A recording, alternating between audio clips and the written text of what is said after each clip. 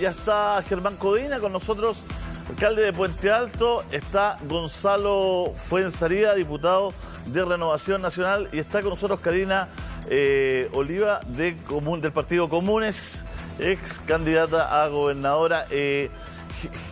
Germán, se nos une Luis Astudillo en breve. Germán, estábamos viendo el caso recién de esta situación en Macul. Se habla de que poco puede hacer la municipalidad, tiene pocas atribuciones. Creo que hay dos proyectos de ley, uno del 2012 y uno del 2016, que tratan de solucionar eso, pero no nos quedó claro con la señora abogada, ¿no es cierto?, el tema de las prioridades constitucionales, ¿no? La propiedad privada por sobre la salud pública no nos cuadra, digamos, ¿no? ¿No hay una posibilidad de que la municipalidad se contacte con la Seremi y que trabajen con el paciente para poder llegar a una solución para toda la comunidad? Mira, nosotros por lo menos lo que hacemos es justamente, entendiendo que no tenemos ciertas atribuciones, tratar que sea la Seremía de Salud la que por un tema obviamente de urgencia sanitaria ordene una intervención o en conjunto con el municipio se puede hacer algo. O sea, lo que es cierto es que es un tema bien extendido, ¿va? Sucede mucho, hay temas también, como se pudo constatar, que son también de ciertos desequilibrios mentales, producto de muchas situaciones que son complejas también para quienes son los afectados, o sea, para la persona enferma. Hay que reconocer que detrás hay cierta enfermedad. Sí, claro. Pero a ver, la pregunta directa. ¿El alcalde puede aunar voluntades para que finalmente esos vecinos de Macul puedan vivir mejor, se despeje la casa? A ver, siempre se puede aunar y siempre se puede... Monse, lo que pasa es que yo no soy quien aquí va a llegar y crucificar a un colega. Claro, no puede hablar mal de otro alcalde, pero la verdad es que, vecinos... más allá de focalizarlo en este alcalde, no puede ser que una autoridad como usted, como un alcalde, tiene muchas más posibilidades de aunar voluntades de los entes públicos que las señoras vecinas del pasaje de Macul. Sí, no, yo creo que siempre es necesario hacer todos los esfuerzos. De hecho, en ese caso se nota que hay una acumulación que pareciera de muchísimo tiempo. O sea, hasta el techo se veía y eso es un riesgo sanitario. Si el municipio no tiene la atribución de ingresar, hay que buscar que la Seremi, por un sumario sanitario, dé la instrucción del retiro de las cosas. Y el municipio lo que hace es cumplir con ese retiro que ordena la Seremía.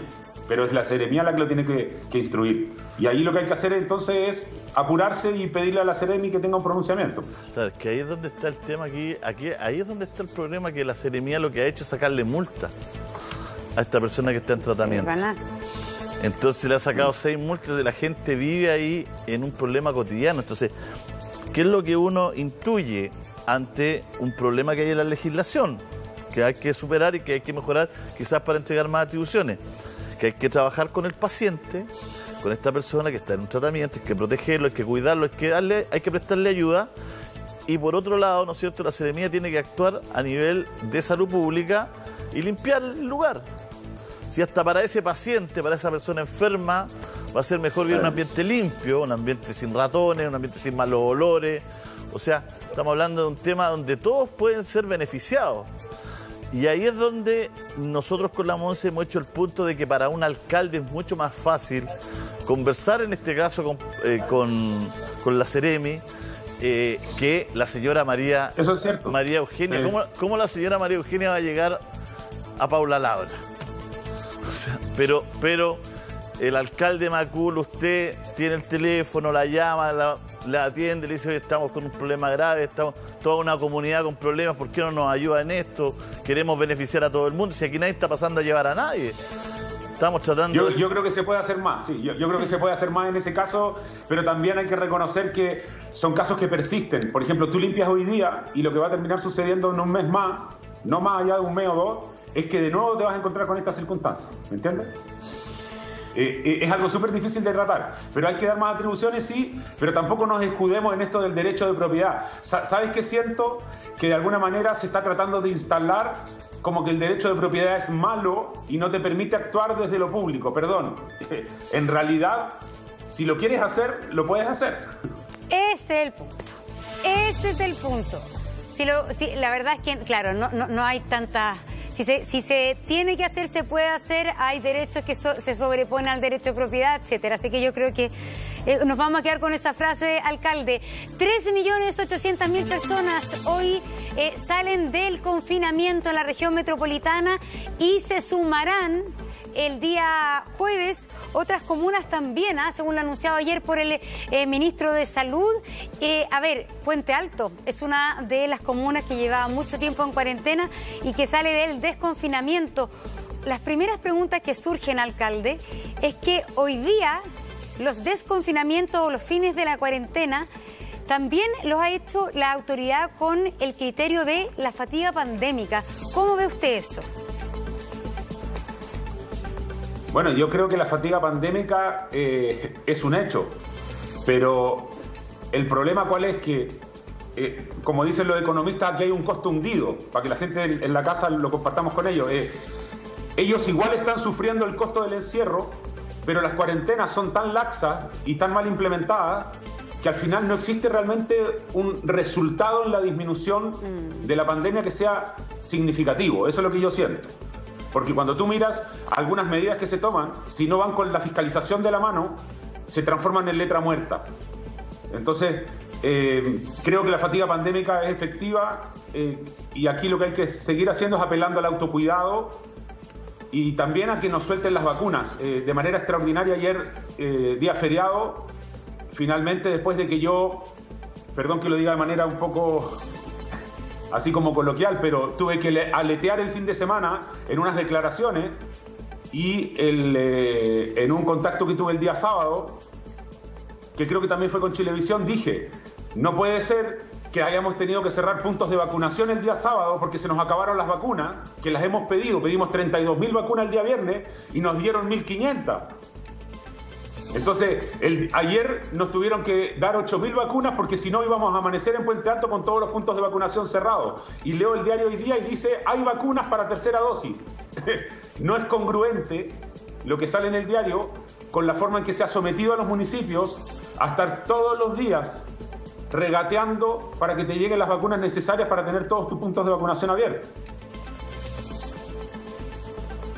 A ver, sí, hay un tema ahí también. Yo estaba pensando una cosa, alcalde, porque claro, hay una fatiga pandémica muy acentuada en toda la población. Pero también hoy se empieza a pagar el IFE universal. El IFE universal con mayores montos, que era de alguna manera el escenario ideal para hacer una cuarentena efectiva. Y a la vez, claro, empiezan a mejorar las cifras, pero está la variante Delta que llegó y está también la sensación de que en vez de asegurarse por una semanita más que vayamos con buenos números, apenas hay un buen número, se declara el desconfinamiento. Entonces uno siente que quizás son medidas muy apresuradas, hay que ver que se afirme una tendencia a la disminución, esperar unos días más, hay pago del IFE. ¿Qué siente usted frente a esto? ¿Puede ser realmente nuevamente un desconfinamiento que se va a transformar en cuarentena en 2 semanas más? ¿Sabes qué pasa, Monse? Mira, para tratar de simplificar y también que todos puedan hablar aquí, mira, yo creo que no solo puedes estar observando la disminución de los casos, de los contagios, o los meses de la fatiga pandémica, tienes que también observar la cantidad de fallecidos. La cantidad de fallecidos este fin de semana era del orden de 150 personas diarias. Es una brutalidad. Hemos perdido la humanidad de darnos cuenta del sufrimiento brutal que es que estés perdiendo por día cerca de 4 o 5 cursos de colegio completos. ¿Me entiendes? Eso es. Hay gente que habla de que se cayó un avión. Yo quiero llevarlo a algo más terrenal, algo más común y corriente. Perdón. O sea, esto es un dolor gigante. Entonces, lo que habría que hacer es que en la medida que coincide la disminución de los contagios con la disminución sostenida de fallecidos, realmente se refleja una situación como para salir. Pero todavía tienes el arrastre de los fallecidos. ¿Eso qué significa? Que tienes todavía el sistema bien saturado, el sistema de atención. Si te acaban de morir 150 personas en un día. Entonces, claro, creo que es muy rápida la salida. Yo creo que hay una situación muy compleja para el ministro de Salud, porque él está siendo tironeado por todos lados. Los que quieren salir y los que quieren más libertades y de alguna manera los que quieren que seamos más estrictos y que se cumplan mejor las cuarentenas cuando son. Porque el problema, ¿sabes cuál es? Que la gente buena termina pagando el pato. Esto es como con los impuestos. La persona honesta no elude sus impuestos. La persona honesta los paga. Esto, ¿qué sucede aquí? Tú le pones cuarentena a la ciudadanía, la gente honesta respeta la cuarentena, y ellos sufren el sacrificio de hacer la cuarentena. Y el que no la cumple, como no hay fiscalización, le da lo mismo. Entonces sigue el problema. ¿Quién paga el pato? La gente honesta y trabajadora. Karina, por favor, estaba levantando ahí la manito. Sí, estaba levantándola. Buenos días, Monse. Buenos días. Julio César. Buenos días. Alcalde, diputado. Mira, yo creo que aquí hay un fenómeno súper complejo. Primero es que hay una falta de certeza y seguridad por parte de la ciudadanía a las políticas que toma el gobierno. Es decir, la cuarentena no pasa a ser una cuarentena efectiva por distintos factores, porque la ciudadanía cree, por una parte, que aumentó la incertidumbre de cómo va a ser el mañana. No hay certeza si va a tener trabajo, no hay certeza si la cuarentena tiene algún resultado o no, porque vemos que están las cuarentenas aleatorias que no van teniendo efecto directo, o sea, la tasa de personas fallecidas aumenta, la tasa de contagio aumenta, y eso que estamos con una alta población vacunada. Por tanto, creo que aquí primero hay que cuestionarse cómo se toman las medidas sanitarias. Yo comparto el análisis del alcalde Codina cuando dice, bueno, las cuarentenas no están sirviendo. Sin embargo, tampoco creo que sea la ciudadanía que no hace caso a las medidas, que sea gente deshonesta. ¿Cuántas de esas viven porque perdieron su empleo de trabajadoras o trabajadoras ambulantes? No me imagino que haya una voluntad de querer romper una cuarentena cuando de alguna u otra manera tienen que llevar alimentos a sus casas. Bien lo decía Montserrat, hoy día se libera el IFE para gran parte de la población, un IFE con mayor condiciones, el universal. Sin embargo, recién llega hoy. ¿Qué pasó durante estas últimas 2-3 semanas? Es decir, vemos que la gente no está creyendo cuando el gobierno dice vamos a tomar esta medida. No cree que una cuarentena pueda resultar. Lo que pasa es que ahora no están diciendo cuarentena. Sí, Karina, lo que pasa es que el gobierno ahora no está decretando cuarentena, al revés, pues está liberando. Entonces la pregunta es ¿es el momento para liberar o no? Es que al final, si tú te das cuenta, como la gente no cree en las medidas del gobierno, seguramente no vamos a ver una variación entre desplazamiento de personas en cuarentena y en sin cuarentena. Y eso es por falta de credibilidad en la política pública, y ese es un rol de la autoridad. ¿Qué ocurre con lo que pasó el fin de semana con la variante Delta que llega a Talca y se traslada sin los cumplimientos? Lo mismo que con el famoso español Aaron Piper, que se estaba desplazando por Pucón o sea, ahí la gente dice, bueno, las reglas son para uno y no para todos. Las cuarentenas es para uno y no para todos, no tenemos todas las condiciones, no todos tenemos las mismas condiciones. Es decir, acá lo más importante es la recomposición de la confianza en las autoridades sanitarias.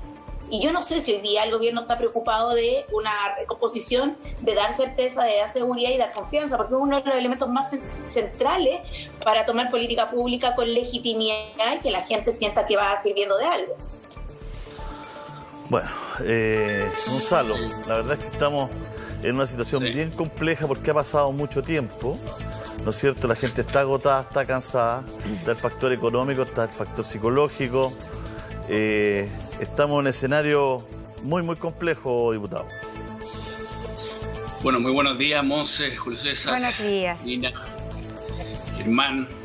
Bueno, la verdad es que yo no creo que no hay ningún gobierno que vaya a dar certeza, porque vivimos una situación mundial donde hay incerteza y se demuestra a través de muchas conductas del ser humano. El mismo hecho que la gente retire, por ejemplo, la plata de sus pensiones y la lleve a ahorro, no se la gaste, sino que la tenga para ahorro porque la quiere tener cerca. O sea, hay una serie de elementos que han pasado todo este tiempo que uno dice, aquí hay una situación de incerteza que se va a mantener mientras sigan habiendo contagios, mientras sigan habiendo muertes. Ahora, el tema está en que todas las cifras hay que irla mirando con distintos análisis, porque uno podría decir, bueno, el efecto rebaño, por ejemplo, siendo que Chile es una población bastante más joven que la europea, por lo cual el efecto rebaño puede demorarse más. En Magallanes, por ejemplo, que está el 80 y tanto % ya con las 2 dosis, ha disminuido ha disminuido en forma, o sea, el efecto rebaño se empezó a producir de alguna manera. Podríamos decir que en esa región ya el efecto rebaño empezó. Claro, a nivel país hay un 60 y tanto %. Entonces, a lo que voy es que tener una cuarentena hoy día prolongada es algo que no podemos sostenerlo. No podemos sostenerlo por varias razones, por sanidad, por todo el problema de enfermedades mentales, por el tema laboral, por muchos elementos que ha tocado esta pandemia. Entonces, uno cuando habla de cuarentena, bueno, tienen que ser cuarentenas menores. Para eso se aprobó igual el estado de excepción constitucional, para que el gobierno siga con esta herramienta hasta septiembre. Pero por otro lado, también tenemos que ir recuperando la vida de manera cuidadosa, manteniendo quizás algunas pandemias o algunas cuarentenas que puedan surgir en el futuro y controlando obviamente las variantes que puedan aparecer, abriéndonos quizá una tercera dosis si es necesaria. Hoy día ya hay estudios que en España y en otros países donde han visto que perfectamente se pueden combinar las vacunas, y también confiar que todo lo que se predice es que a fines de julio, principios de agosto, ya debiese el efecto rebaño empezarse a producir en el país. Es el escenario de alguna manera que tenemos que ser fieles acá. ¿Diputado? Decir que hay una sola solución o decir que este es el camino, creo que no ha sido nunca la tónica en todo este tiempo que hemos vivido. Diputado, ¿usted está de acuerdo con haber desconfinado o estar desconfinando a la mayoría de la región metropolitana en este minuto, o quizás había que esperar un poco más tiempo? Que las cifras se afirmaran en esta tendencia a disminuir un poco los casos activos principalmente. Bueno, esto es una decisión técnica que se toma, pero ha sido la autoridad siempre ha sido bien cuidadosa, aunque hay equivocaciones, porque esto son variables que uno no maneja al 100%, pero creo que la apertura que se ha ido dando, sobre todo en Santiago, responde obviamente a una baja de cifra y también a efectos que se empiezan a producir, como les ponía el caso de Magallanes. Yo creo que, por ejemplo, creo que el tema de motivar a la vacunación, porque claramente esto se va a producir a medida que estén las dos dosis en más del 80% de la población, creo que hay que tomar medidas de incentivo. En otros países, claro, empezaron a regalar cerveza o a regalar distintas cosas porque alguien se vacune. Quizás tengamos que limitar el acceso a ciertos lugares a las personas que no tengan las dos dosis. Por ejemplo, que no pueden echar a un restaurante las personas que no tienen las dos dosis. Y ahí tenemos a fiscalizadores que no son las policías, sino que los fiscalizadores son los mismos dueños que no quieren que les cierren el local o que les pasen una multa millonaria, por lo cual ellos se garantizan que el servicio está solamente a aquellas personas que están con las dos dosis. Creo que hay que empezar a funcionar en la lógica de que uno tiene más beneficio a la medida que está con las dos dosis, sí. Y de esa manera se puede provocar el efecto. Solo un tema, las cuarentenas no son una decisión técnica. Las cuarentenas sabemos que son una decisión política, es decir, la toma el presidente con todos los variantes en la mesa. Entonces, en ese sentido, por eso uno pregunta tanto si la autoridad se adelantó o no se adelantó, son decisiones políticas. 10:30, volvemos de inmediato. Que tengo que ir a la pausa. Sí, lo que pasa es que quería, antes de ir a la pausa, tengo una discrepancia con el diputado, porque no es lo mismo incerteza que desconfianza.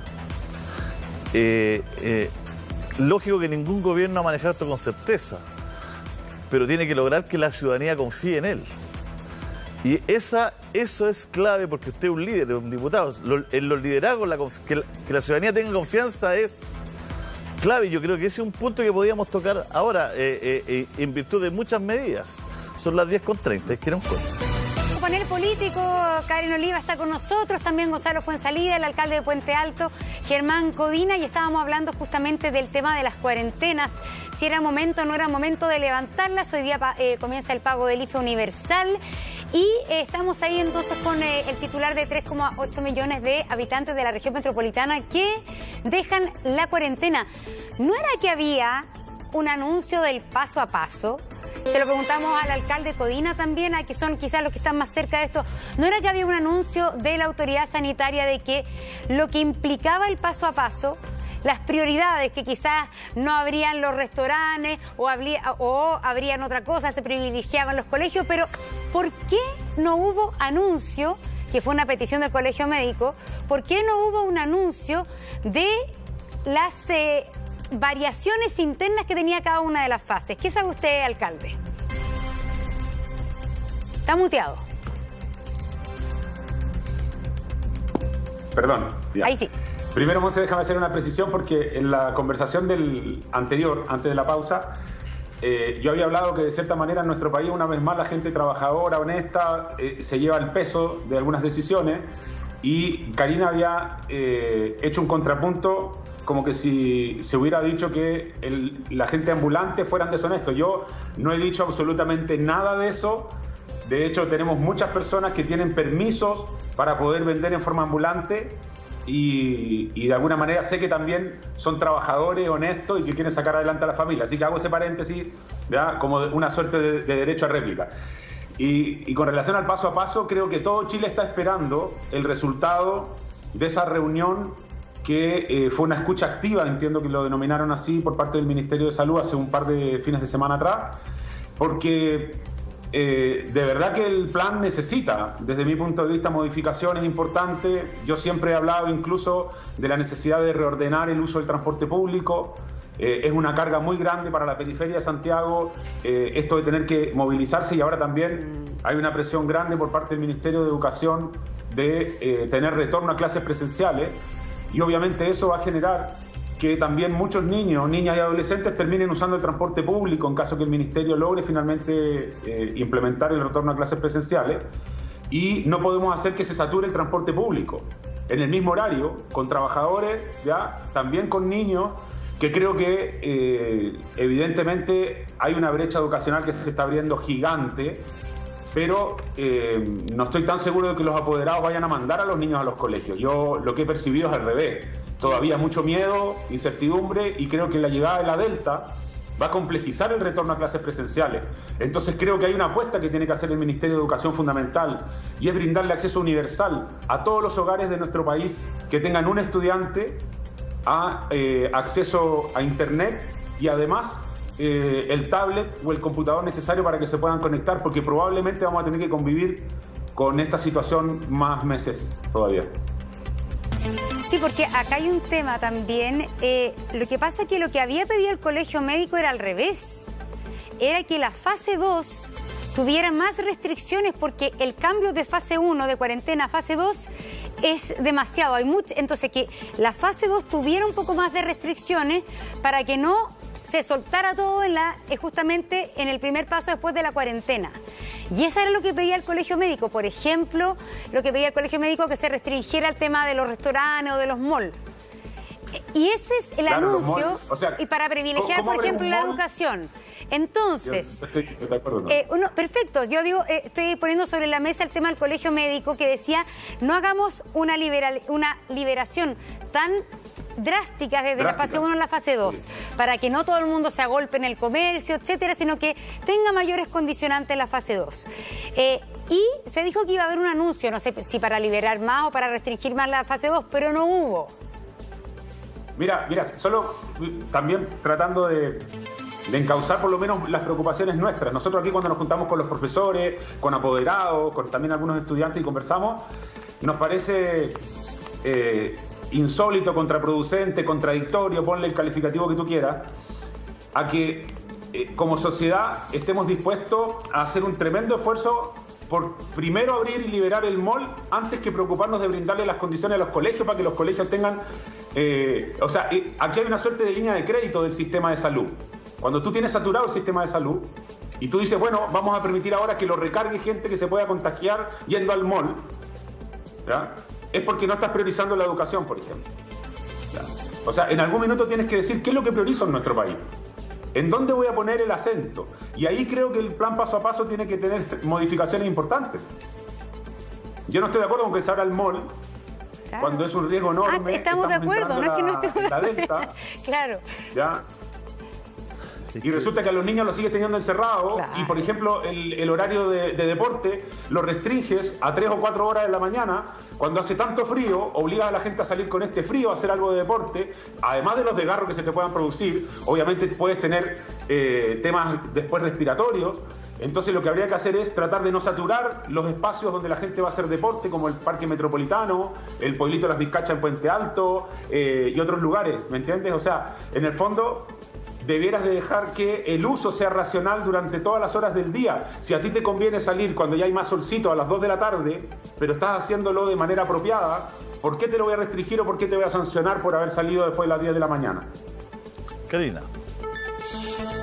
Sí, mira, que yo quiero volver al punto de la confianza o de la desconfianza que hoy día vive la mayor parte de la ciudadanía. O sea, la ciudadanía confía más, por ejemplo, en las indicaciones que entrega el colegio médico respecto a cómo se aborda el paso a paso, es decir, está súper pendiente cuando el colegio médico dice vamos a entrar a una fase más crítica o más aguda, o está planteando lo que es estas modificaciones que solicita, o más bien recomienda, respecto al paso a paso. Pero ¿cómo lo evaluamos? ¿Cómo tomamos la decisión? Y ahí es como uno piensa, uno espera que el gobierno tome las medidas en función de las prioridades de la ciudadanía y no de otras prioridades. O sea, podemos partir con lo que dice sobre el MOL, pero cuando hablamos de, por ejemplo, de que la semana pasada se aprueba la renovación del estado de excepción, no se retoma porque la gente crea que le gusta vivir en el estado de excepción. Parte de los parlamentarios, sobre todo, por ejemplo, de la oposición y Frente Amplio, se aprueba básicamente porque es la única fórmula de tener y mantener el postnatal de emergencia, que tiene a muchas mujeres hoy día con niños sobre el año para mantenerse en esta situación y no tener que volver a trabajar y no tener con quién dejar a niños y niñas adolescentes, a los menores, porque las salas cunas están cerradas. El IFE universal llega prácticamente un año tarde de lo que se requería para mantener que tuviera el efecto que tiene. También la incertidumbre y la poca confianza en recuperar los empleos, levantándose el estado de excepción sin tener las medidas de apoyo, o incluso las situaciones que ya vemos respecto a la escolaridad. Es decir, todas las medidas que la gente va viendo por parte del gobierno tienen otras iniciativas, no están en prioridad cómo mejoramos condiciones directas, sino cómo de a poco se van dando condiciones de mejor calidad de vida. Y cuando hablamos, por ejemplo, del MOL, ¿qué tiene que ver eso? O que se mantenga de manera en paso 2, en la fase 2, la salida hacia los restaurantes. Es porque en nuestro país la gente que tiene recursos directos los gasta inmediatamente, es decir, es un crecimiento en base al consumo. Y cuando hay consumo, no se da en el establecimiento educacional, se da en el mall, se da en el restaurante. Es decir, también hay una perspectiva estructural de cómo generamos condiciones económicas. Y eso es parte del desafío que tiene el gobierno y es parte del desafío de lo que venga en adelante en nuestro país. Es decir, que nuestra composición y fortaleza económica no esté radicada exclusivamente en el consumo de los sectores más populares, que no tienen capacidad de propensión al ahorro, sino que la tienen directamente al consumo. Porque la gente, el 10% sí, un porcentaje lo destina a ahorro, pero mayoritariamente la gente la gasta para pagar, para comer, para vestir. Y es ahí donde tenemos que, evidentemente, forzar una nueva mirada de cómo se reconstruye Chile post pandemia y después de la situación política que ha vivido en los últimos 3 años. Diputado Fuenzalía. Bueno, yo creo que hay un sociólogo alemán, Juan José Linz, que decía que las personas le tienen confianza a los gobiernos o a las autoridades porque se producen dos cosas. Esas autoridades son eficaces y efectivas. O sea, eficaces porque logran solucionar los problemas y efectivas logran imponer su voluntad. Bueno, yo no conozco a ninguna autoridad en esta pandemia que haya sido eficaz, porque finalmente no ha habido una solución para un problema.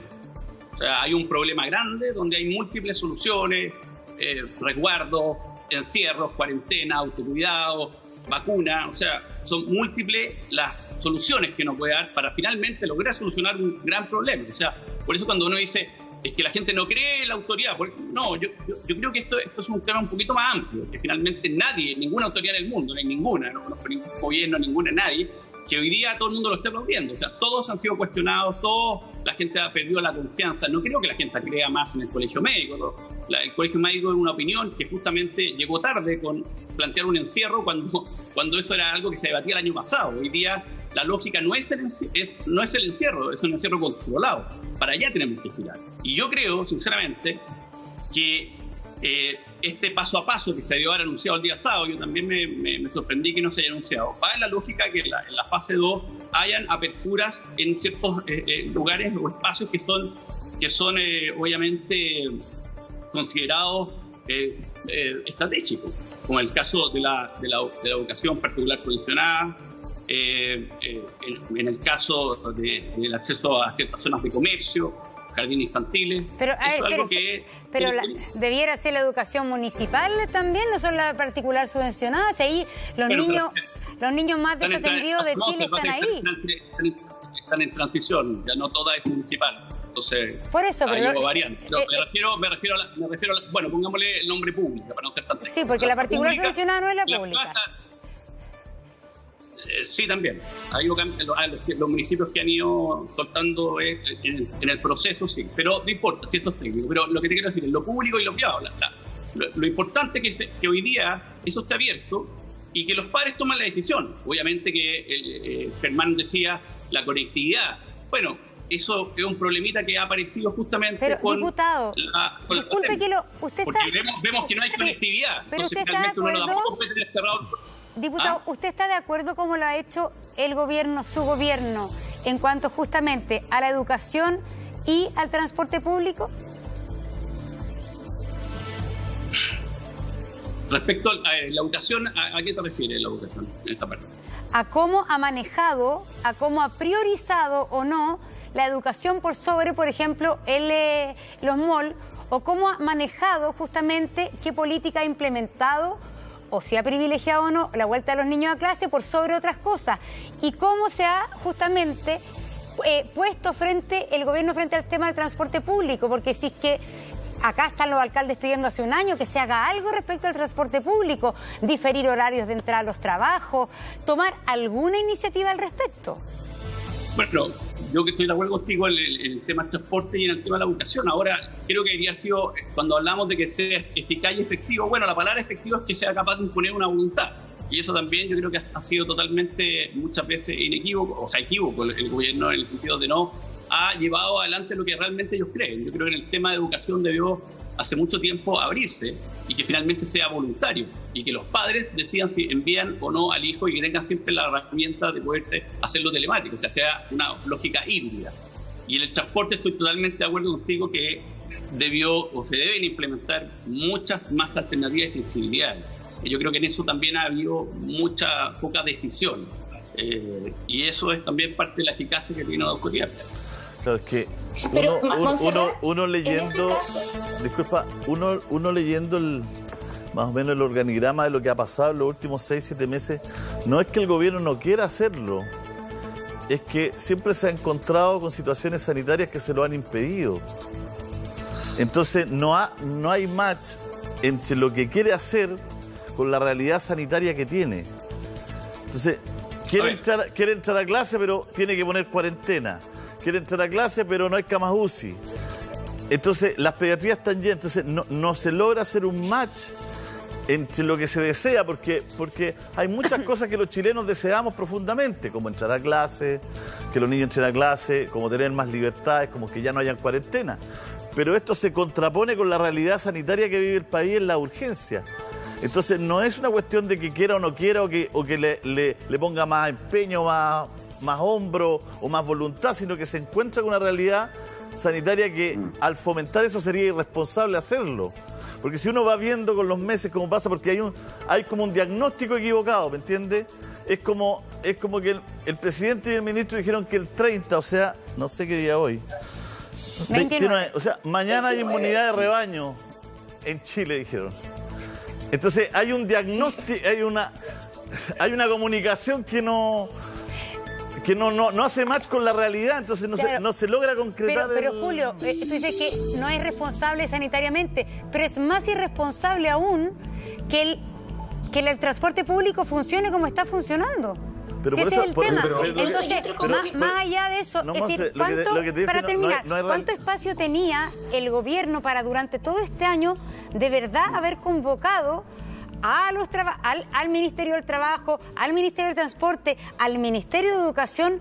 Hagamos un sistema nacional de transporte diferido. Monse, déjame responderte, porque cuando nosotros le planteamos esto el año pasado y a principio de año la autoridad ¿qué nos dijo? ¿Cuál es el diagnóstico? No hay ninguna evidencia que en el transporte público se contagie la gente. Entonces, ese es mi punto. No hace match el diagnóstico Y si el diagnóstico está malo, no hay solución posible, porque si tú le dices al intendente, lo tuvimos aquí, salió por tantos lados, fue trending topic. Intendente, ¿cómo sabe usted que la gente no? Ya estaba saliendo, ya salía lo de los aerosoles, ¿te acuerdas? Ya estaba lo de los aerosoles.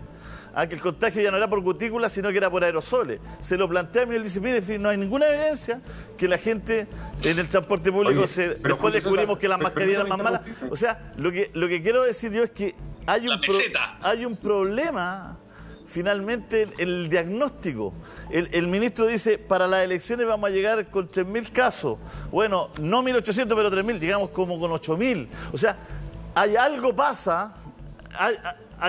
algo pasa en la mitad del cuento que no logramos tener la película clara para tomar decisiones confiables para más adelante. Karina está pidiendo la palabra. Karina, y después... Sí. Mire, es que yo creo que ahí hay un fenómeno que es importante hacernos cargo como país, que son el conflicto estructural para enfrentar una situación como esta.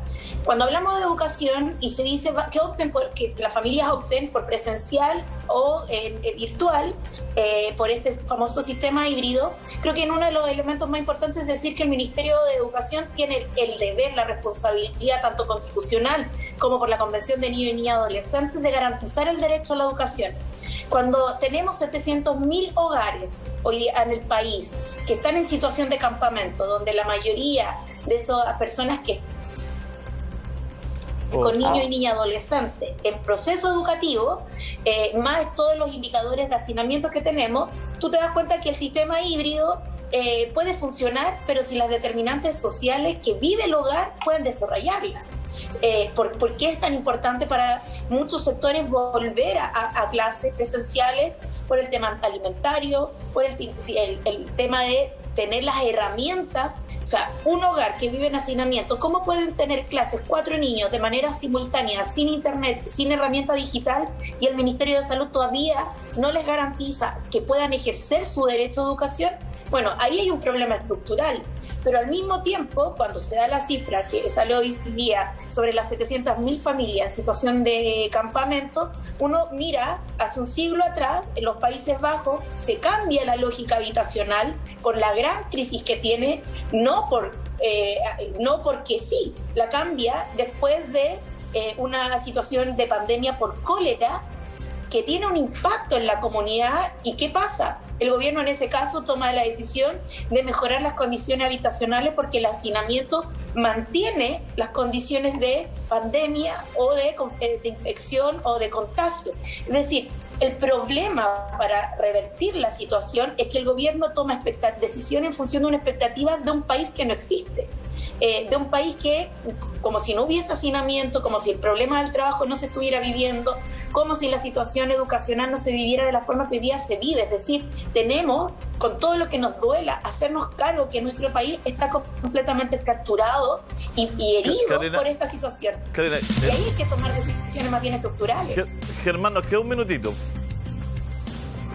Sí, mira, solo decirte una cosa que a mí me extraña profundamente cuando se habla de que no hay evidencia del tema del transporte público, cuando tú tienes prohibido que haya reuniones de más de 10 personas en un salón, donde muchas veces hay más metros cúbicos de aire que los que hay en un vagón de metro, ya en comparación con la cantidad de personas que viajan. Es decir, ahí el problema es que algunos no entienden que entre la Plaza de Puente Alto y el metro Tobalaba son 40 minutos de desplazamiento. Entonces, te dicen que la variante Delta se puede transmitir en 10 segundos. O sea, ¿a qué voy? Está claro que no necesitas un estudio universitario ni de la Universidad de Chile ni de Harvard. Pero Germán, esa es la tesis del gobierno, no nuestra. Las condiciones son peligrosas. Germán, esa es la tesis del gobierno, no nuestra. La ministra, aquí le leo un titular. Yo me estoy refiriendo a ti, disculpa. Yo estaba buscando los titulares, Germán. Ministra Hunt asegura que los eventos sociales y familiares tienen niveles de riesgo más altos de contagio del COVID-19 que el transporte público. Y en esa han muerto con las botas puestas, digamos. En beneficio del alcalde, él está pidiendo horarios diferidos del transporte público desde hace más de un año. Oye, que no haya una foto que te muestre esto, que no haya una evidencia, no significa que no se esté produciendo. Y lo otro importante es que Es cierto que tenemos condiciones de hacinamiento brutales. Lamentablemente muchas veces toca que hay niños que, aunque tengan el computador y tengan la conexión de internet, no tienen una salita apropiada para poder estudiar cuando toda la familia está encima. Entonces, hay que ver cómo mejorar el proceso, cómo darle todas las herramientas. Hoy día los colegios, para que ustedes sepan, por ahí está dando vuelta un documento que es Confía en tu escuela. Solamente el 20% de los colegios municipales pudieron postular a tener financiamiento para mejorar las condiciones para poder recibir los niños de manera presencial. Es decir, el restante 80%, el Ministerio de Educación no les colaboró con recursos para poder acondicionar los colegios. A eso súmale, por ejemplo, que evidentemente cuando se retorna a clases presenciales no debieras de retornar con todos los niños de una. Debieras de hacer, por ejemplo, que un día vayan 10 niños o 5, etcétera, etcétera. Entonces tienes que hacer que el profesor pueda también de manera telemática llevar la educación al hogar de quienes no están. Y eso hoy día, las salas, si vas a las salas de los colegios, te vas a dar cuenta que no tienen cómo transmitir ni cómo recepcionar preguntas de los niños que están en el hogar. Por lo tanto, tienes una serie de problemas para hoy día tener un retorno apropiado y brindarle a los niños que se quedan en la casa y a los que están la misma educación. Bueno, Gonzalo. ¿Qué cosa? Gonzalo, tiene 30 segunditos, un minutito y nos vamos, tenemos que ir a comerciales. No, solo saludarme, no, oye, despedirme. Pero yo creo que, claro, lo que dice Germán es así. O sea, tiene que ser híbrido de todas maneras, pero nos pone un gran desafío, que yo hace rato lo vengo diciendo, y es que esta pandemia también dejó en claro el acceso a la información, que es la conectividad. Hoy día, para mí es un derecho social. O sea, las personas que no tienen conectividad están no solamente respecto a la educación, respecto al trabajo, respecto a la descentralización de todo. O sea, la conectividad, ya sea internet o otra tecnología futura, lo mismo, no quiero ponerle nombre, pero la conectividad es acceso a la información. Y mientras hoy día no tengamos acceso a esa información en todo Chile, en todos los lugares, sin que se caiga la conexión o sin que no pueda entrar un niño en determinado lugar, la verdad es que es bastante difícil poder llegar a ese modelo perfecto en que algunos pueden estar presencial y otros pueden estar muy bien conectados desde otro lugar. Tenemos que ir al corte. Muchas gracias a los tres, muchas gracias por estar. Le agradecemos. Chao, chao. Bueno, estamos de vuelta ya. Hay cifras del MinSal, las del martes 29 de junio. Ojo con estas cifras, porque siempre hemos visto que martes y miércoles hay como un rezago, pero en este incluso puede haber más rezago porque estamos hablando de un fin de semana largo. Bueno, si fuesen ciertas sería muy bueno, no quiero ser en ese sentido también tan pesimista, pero solamente poner el contexto, ¿no? Casos nuevos reportados en el día de hoy, 2.648. Y el número de fallecidos, 35 fallecidos, una cifra muy distinta al día de ayer, que fue un poquitito más de 150. Casos activos, este es un número que vamos a analizar con nuestro panel de doctores, porque los casos activos son los que han visto mayor disminución. Casos activos, 25.688. Comparemos esto con lo que fue el martes pasado, ¿no es cierto? El martes, hace una semana, eran 3.464 casos nuevos, 1.000 más que hoy día, 45 fallecidos, 10 más que hoy día, y casos activos, 36.114. Es decir, aquí hay una disminución importante en los casos activos, según también lo que ha hecho notar la autoridad sanitaria, es que este tema, es un indicador que hay que mirar y habría entonces una tendencia a la baja en casos activos. Bueno, vamos a ver el titular del nuevo caso de la variante Delta. Confirman este segundo caso en un estudiante que llegó de Armenia. Ahí está. Bueno, ahí está el segundo caso de este estudiante que estuvo varios meses en Europa y que llega a nuestro país. Estamos ya con el doctor Ignacio de la Torre, presidente del Colegio Médico de Valparaíso. Bueno, se esperaba el nuevo paso a paso, doctor, pero no llegó. Estamos igual que antes, con la misma regla, digamos, con la misma código sanitario, no sé cómo llamarlo, reglamento sanitario que tenemos del paso. Con lo mismo de lo que se puede hacer y de lo que no se puede hacer. Se puede hacer, no se puede hacer. Y bueno, la situación es que llega esta variante Delta, pero con cifras que son más auspiciosas, por lo que explica Montserrat. ¿Cómo lo ve usted, doctor? Mira, lo primero que hay que decir es que hace 3 semanas se está produciendo una disminución en los contagios, que es importante y que se vio también el año pasado, a mediados de junio, y esos números que plantea Monse son reales. Efectivamente tenemos menos casos activos hoy que lo que teníamos hace 2 o 3 semanas atrás, donde las cifras, para que no nos olvidemos, estaban sobre los 50.000 casos activos en Chile. Esto es muy importante, entender que si hoy día hay 25.000 casos activos, la labor para los trazadores es mucho más asequible, y si en vez de haber 25.000 hubieran 10.000, es aún más fina, porque yo no sé si se los conté a ustedes, pero hace un par de semanas atrás yo tuve un caso en la familia y me obligó a hacer aislamiento preventivo por ser contacto estrecho, y en ese momento los trazadores se contactaron una vez conmigo por teléfono, y uno se daba cuenta cuando empezaba a conversar con ellos la sobrecarga que tienen y el poco tiempo y la poca posibilidad de resolver dudas que mucha gente te va precisamente dando y comentando por redes sociales, que te dice, oye, yo tengo este síntoma, consulté, me dijeron si soy o no soy contacto estrecho. Y claro, cuando tienes que contactar 55.000 casos activos y todos sus posibles contactos estrechos, y tienes que hacerlo antes de 48 horas, la posibilidad de entrar a resolver todas las dudas que tiene cada una de esas personas es muy difícil, y por eso es tan importante también bajar los casos activos, porque cuando hoy día tenemos menos casos activos, significa que en 2 semanas más menos necesidad de camas UCI podríamos tener. Y es en ese escenario donde tenemos que ser más cuidadosos que nunca con la variante Delta, porque lo que no queremos es que se produzca un retroceso y que ahora en un mes y medio más estemos de nuevo con 40.000 o 50.000 casos activos, sino que ojalá en un mes y medio más estemos bajo los 10.000 casos activos, o incluso menos que eso. ¿Y cómo se entiende esa lógica entonces, doctor? Porque si esto se va... Porque si no, a ver, voy a decirlo fácil, para que la gente se hace match con nosotros acá. Porque lo que se está viendo, esto es siempre un ir y venir, ir y venir, ir y venir. Entonces, si ahora estamos mejor, están bajando los casos, ¿no sería el momento de apretar un poquito más? Sobre todo ahora que llega el IFE, para que disminuya, y no soltar para que otra vez crezcan, porque si no vamos a hacer como una hora permanente, así como... Bueno, lo que tú dices lo planteó Gabriel Raa, que es un experto en medicina basada en evidencia y que además es asesor del Colmet y participó en un programa donde comenta y donde plantea que es el momento para tomar medidas drásticas, de tal manera de ayudar a que la desaceleración de los casos sea la mejor de todas y lleguemos a niveles muy bajos de casos.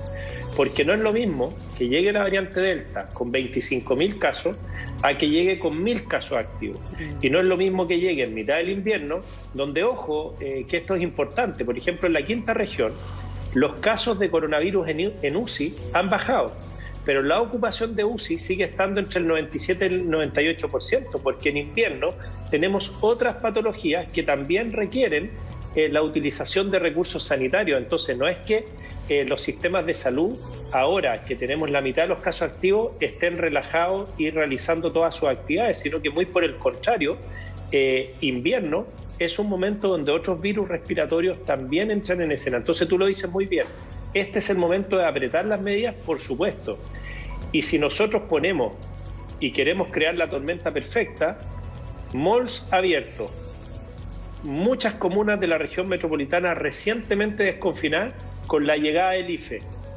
Eso genera una circulación de personas que están de alguna manera saliendo a generar consumo, y eso generará impacto positivo en el comercio y generará impacto positivo en indicadores macroeconómicos, pero desde el punto de vista sanitario es volver a llevar a la gente al riesgo de contagio y estar en este stop and go.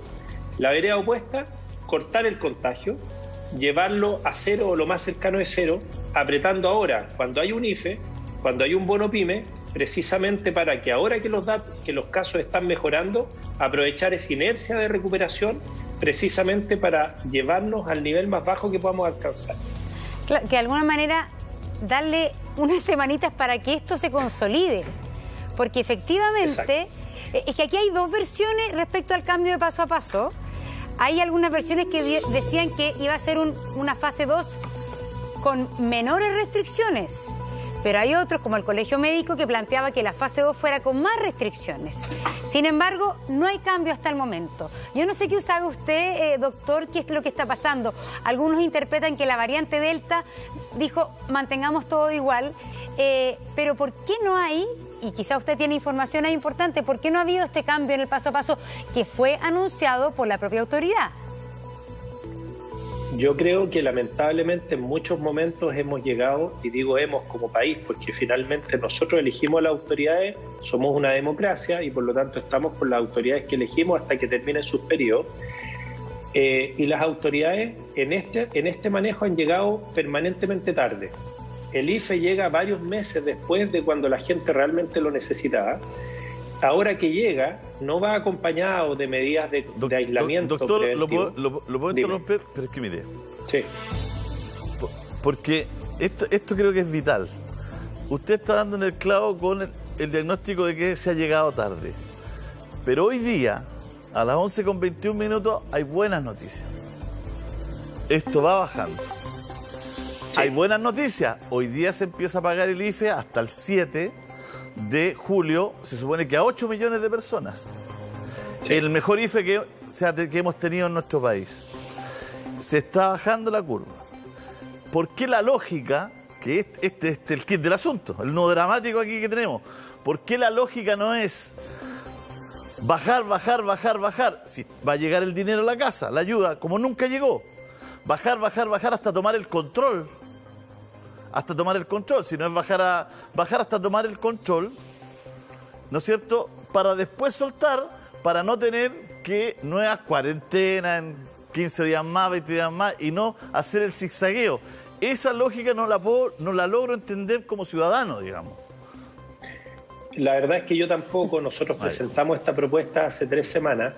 Parecía un buen timing finales de junio, por este apoyo económico. Nosotros durante mucho tiempo planteábamos que las cuarentenas no se podían llevar a cabo. Yo incluso lo comenté acá, que era difícil separar las decisiones sanitarias de las sociales y económicas.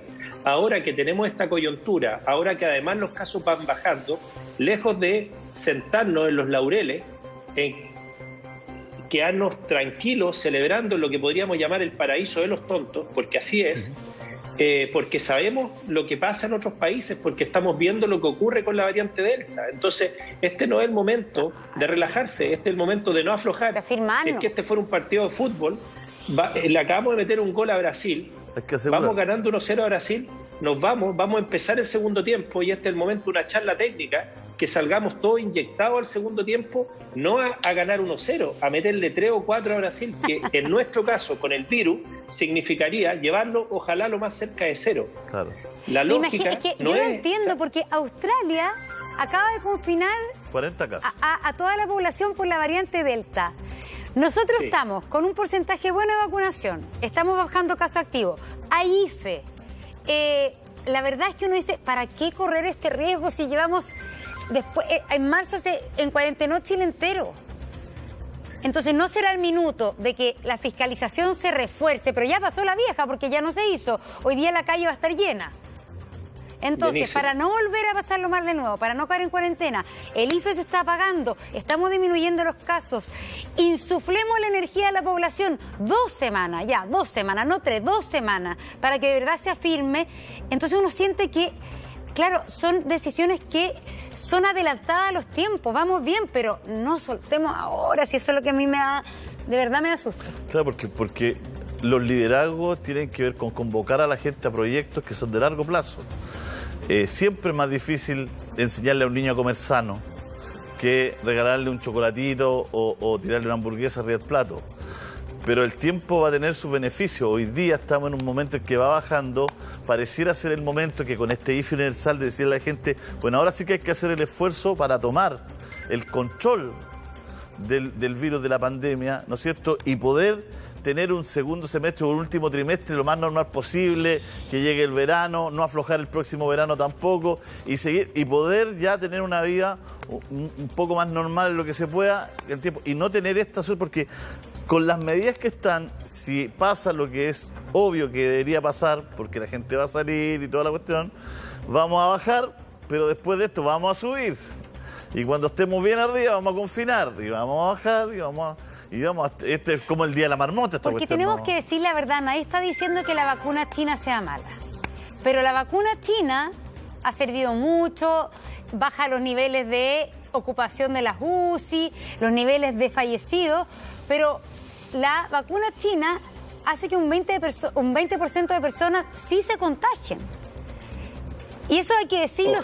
Ojalá fuera el 20, es un 40 sí. Al 55. Es un 80%, es un 20% de las personas que están en la UCI hoy día, las que fueron vacunadas con 2 vacunas. Es que no quise decirlo eso, pero lo sabía, pero es que no quiero tirarle, pero hay que decir la verdad. No quiero tirarle, la verdad, que cuestionamiento excesivo a la vacuna china. Pero es una vacuna que es peor en su comportamiento en cuanto a contagio que la Pfizer, y es la que hemos tenido inoculado mayormente en nuestro país. Entonces tampoco podemos ser los winners de que tenemos la vacuna, toda la población.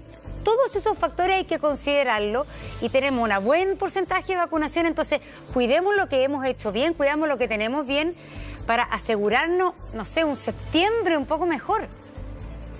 Mira, si tú me permites una inferencia, yo creo que el gobierno estaba listo para anunciar un plan paso a paso que iba en la línea de lo que tú comentabas, una fase 2 con más libertades, porque habían presiones de algunos partidos que están en el gobierno hacia esa dirección. Pero apareció la variante Delta y eso sacudió un poco el tablero, porque otros países se están tomando medidas preventivas frente a esta variante, y iba a sonar muy raro que nosotros saliéramos en una dirección opuesta. O sea, ya nos pasó cuando empezó la pandemia, que nosotros decíamos que Europa estaba mal preparada y que nosotros éramos el mejor sistema sanitario y que nosotros no íbamos a peinar con el coronavirus. 40.000 chilenos fallecidos dicen lo contrario. Más de 50% de pacientes oncológicos postergados producto de la pandemia. Toda la red de salud abocada y toda la sociedad abocada a este día de la marmota que dice Julio César. Entonces, ¿qué siento yo como trabajador de la salud y también como dirigente gremial del Colegio Médico? Nosotros hicimos una propuesta hace 3 semanas. La recibió el presidente, el ministro, quedaron y nos plantearon que la iban a analizar. En enero de este año yo le pedí al ministro que analizaran el permiso de vacaciones, y él me dijo que la subsecretaria Daci Martorell me lo dijo por televisión en uno de los anuncios que él hacía, y lo dijo dirigiéndose a mí, que lo iban precisamente a estudiar, y todavía no tenemos ninguna respuesta con respecto al permiso de vacaciones que terminó el 31 de marzo. Entonces, yo siento que la propuesta del colegio puede o no ser aceptada, pero la ciudadanía y el país, y todos en general, nos debemos que nos digan cuál es nuestra carta de navegación, y cuál es nuestra carta de navegación ahora que está apareciendo en el horizonte un peligro real. Que no significa que nos quedemos paralizados, significa que tenemos que volver a analizar cuáles son nuestras estrategias. Entonces ahí tú, Montserrat, lo dices muy bien. Nosotros tenemos una vacuna, somos afortunados en tener un porcentaje importante de la población vacunada, pero con una herramienta que es buena para evitar las formas graves y las muertes, pero no es buena para cortar la cadena de contagio.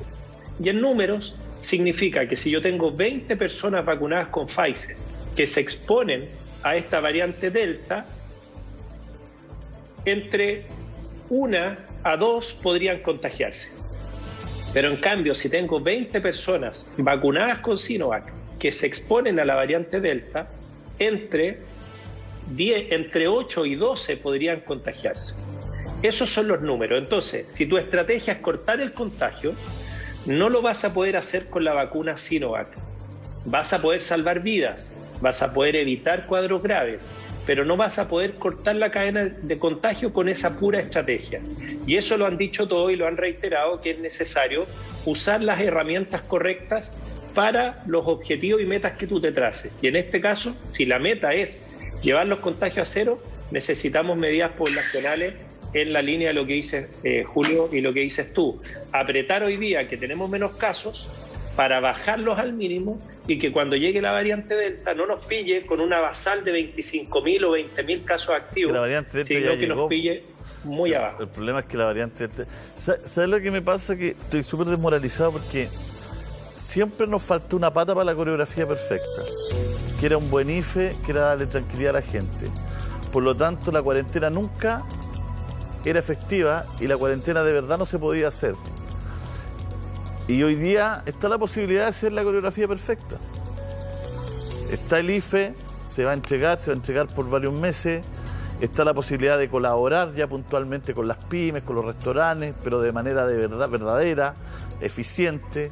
Y está la posibilidad de agarrar el virus. Pero pareciera que siempre estamos jugando en una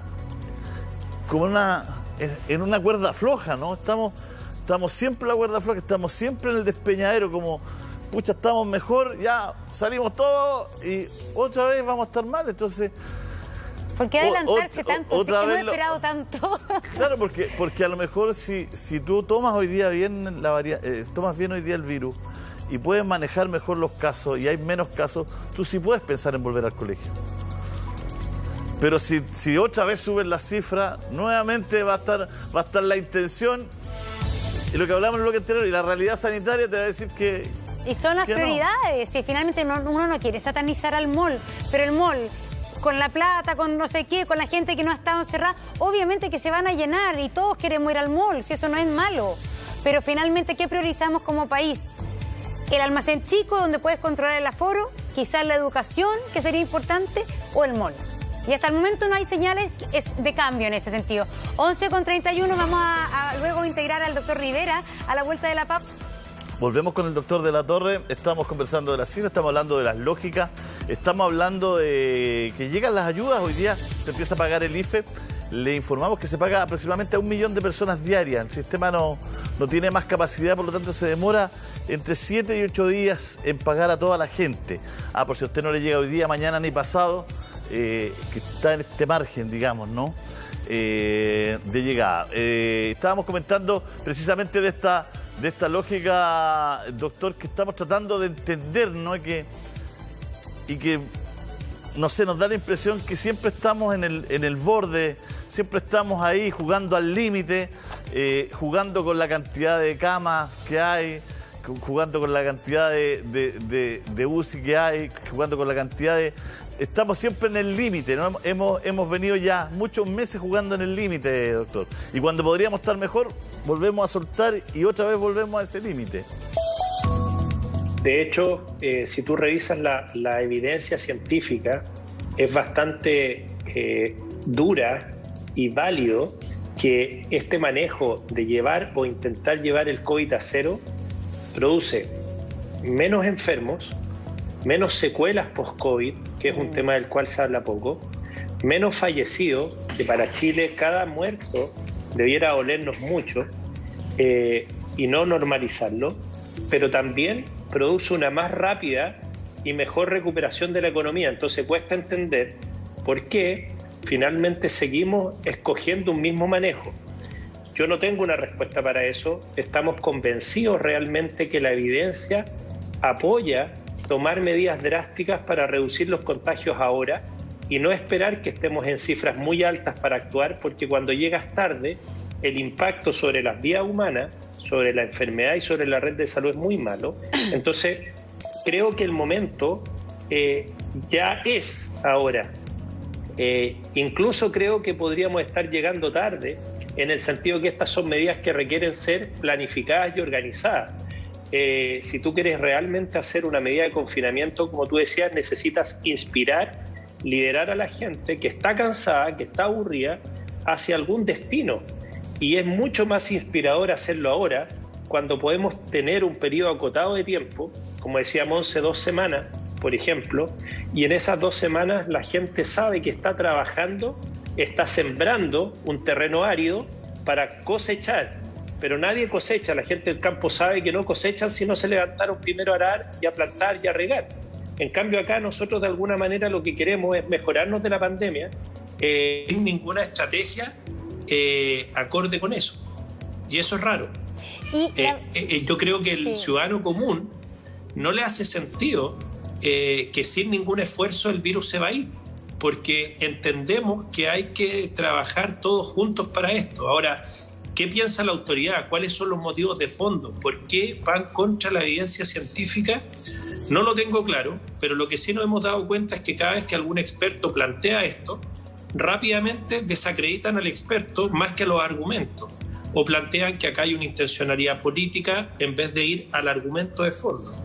Y nosotros, en la lógica médica, existe una actividad que se llama la Junta Médica.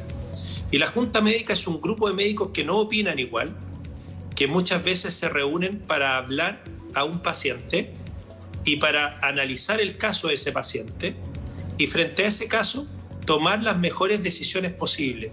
Y en ese disenso no hay descalificación, en ese disenso hay construcción de lo que se busca. Y en el caso mío en particular, que me toca trabajar en la Junta Médica Oncológica, a veces el radioterapeuta plantea para este cáncer es mejor radiación, el quimioterapeuta dice no, yo creo que en base a este estudio sería mejor una quimio, y nosotros decimos, ¿sabes qué? Pienso que podría ser cirugía. Y discutimos, analizamos la evidencia para finalmente intentar elegir la mejor opción para el paciente. Y eso creo que es lo que debiera hacerse, una mirada conjunta con la evidencia, la mejor evidencia disponible. Hoy día sabemos mucho más que el 2020, y con eso decir qué estrategia es la que mejor le viene al país, entendiendo nuestra idiosincrasia y entendiendo lo que ya hemos vivido. Se integra en nuestro panel el doctor Felipe Rivera. ¿Cómo está, doctor? Estamos hablando aquí de si era el momento o no era el momento de desconfinar en la mayoría de las comunas en Santiago. Y el tema de la variante Delta, se sabe que es más contagiosa. Se sabe que hay países en el mundo como Australia que están confinando rápidamente de nuevo, que en Israel la mayor cantidad de contagiados tienen variante Delta. En Inglaterra también, que estaban empezando a desconfinar, ya parece que iban a anunciar como incluso no usar mascarilla, y nuevamente hubo un brote importante de contagios. Y la verdad es que uno se plantea, porque no queremos escuchar la noticia, pero esta variante Delta puede revertir un poco todo lo que estamos haciendo, que las 2 dosis de la vacuna no sean suficientes, que los casos activos vuelvan a aumentar. ¿Cuál es el comportamiento epidemiológico que uno puede prever de la variante Delta? Buenos días, Julio, buenos días, Monse. Le pido disculpas por la tardanza, pero estaba en un pabellón haciendo una broncotomía.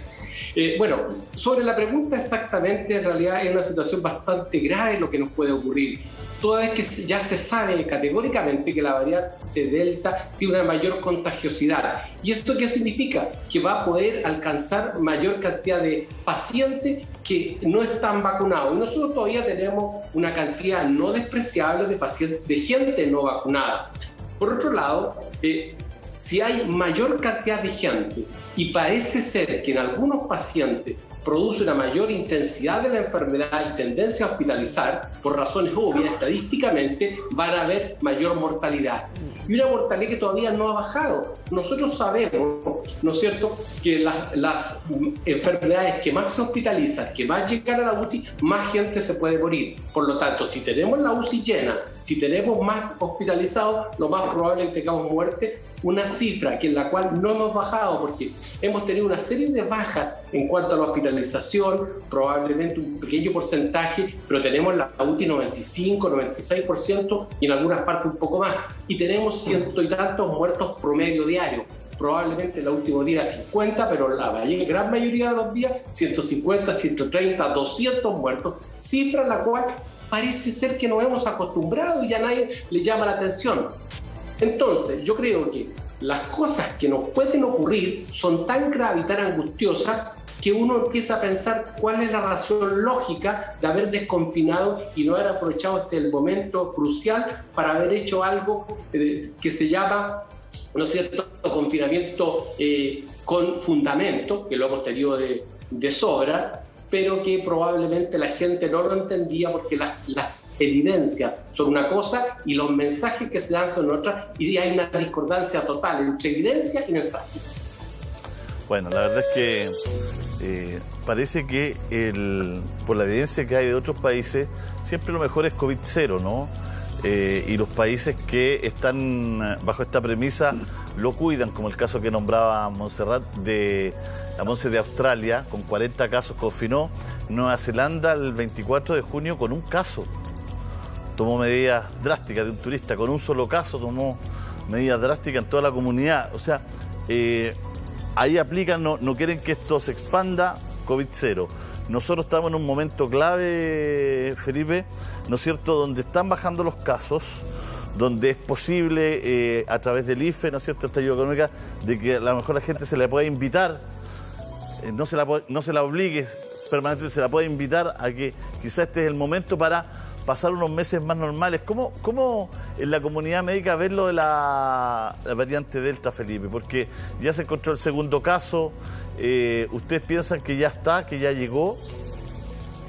O sea, nosotros estamos, personalmente, yo he hablado con algunos colegas, pero mi idea es que la variante Delta lo más probable es que esté hace muchos días. Si nosotros no la buscamos en forma intencionada y los exámenes de secuenciación que hacemos son muy escasos, por lo tanto, lo más probable es que la tenemos hace varios días y lo más probable es que va a ser una variante de preocupación y de angustia para nuestro país.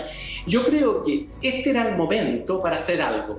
¿Por qué? Porque anteriormente decíamos, no es el momento porque la gente no tiene dinero. Tenemos el IFE, con todas sus desavenencias, con todas sus, ¿no es cierto?, sus limitaciones, por lo menos se va a dar una cantidad de plata que no se había dado nunca. Tenemos una situación en la cual tenemos ciertamente controlados algunos datos.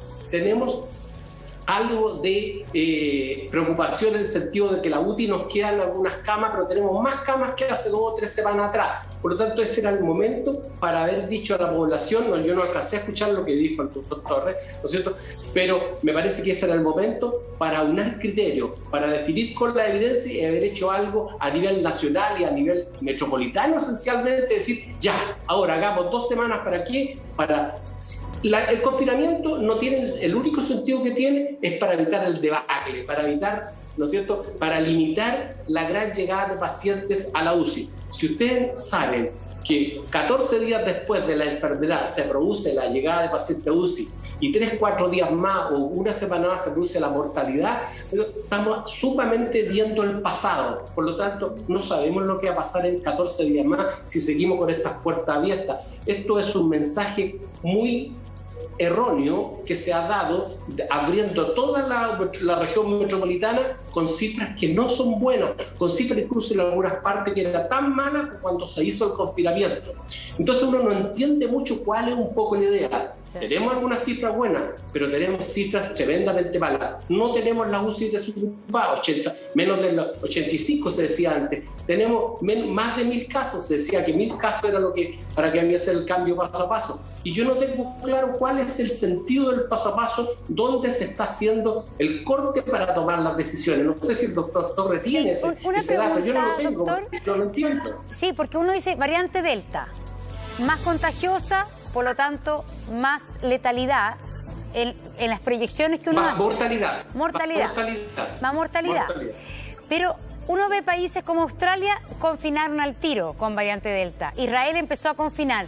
Pero vemos también que en otras partes de Europa, Inglaterra confinan, Francia hoy día está desconfinando, va a sacar la mascarilla.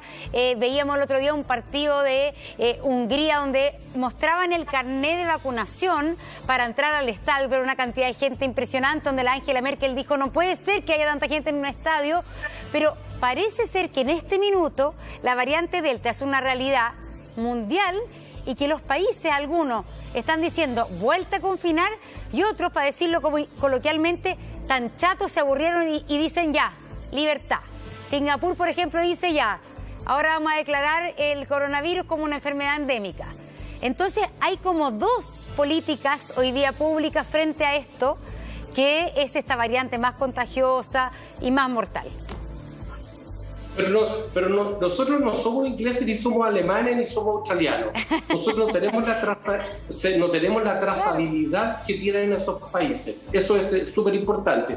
No tenemos el cumplimiento de los protocolos adecuadamente como lo hacen habitualmente en esos países. Y segundo, vimos el ejemplo de España, hemos visto en otros países, cada vez que han tratado de hacer algo como eso que usted dice, ¿no es cierto? Las cosas no han andado bien y han vuelto atrás. Israel, por ejemplo, acaba de decir que se tienen que instaurar de nuevo las mascarillas. Inglaterra, tal como usted también. Por lo tanto, los países que racionalmente han hecho las cosas en base a evidencia han tenido que echarse para atrás en muchas medidas que nosotros, aquí en Chile, por lo menos con nuestra realidad chilena, no estamos de acuerdo. Nosotros no estamos de acuerdo que se saque la mascarilla, no estamos de acuerdo que se termine con las condiciones que nos han defendido. Mal o bien, pero nos han defendido, que es la mascarilla, distancia social, ventilación, lavado de manos y seguir intensamente con la vacunación. Leía en los diarios el otro día, en el cual había sectores en los cuales no se habían acabado las vacunas, y por otro lado nos dicen que tenemos 4 millones de vacunas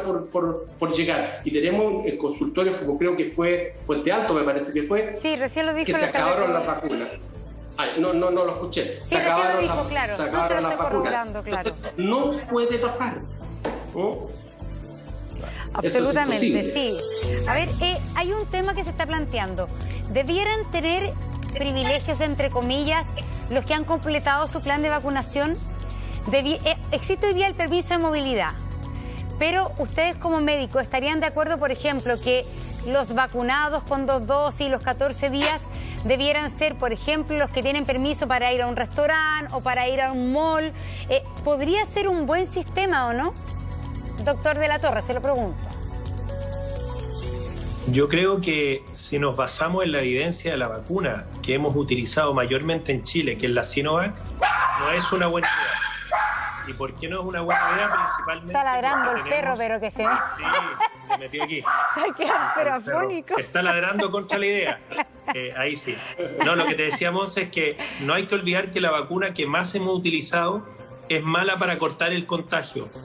Y eso significa, y hay que decirlo, es una buena vacuna para salvar la vida. Para eso está perfecto.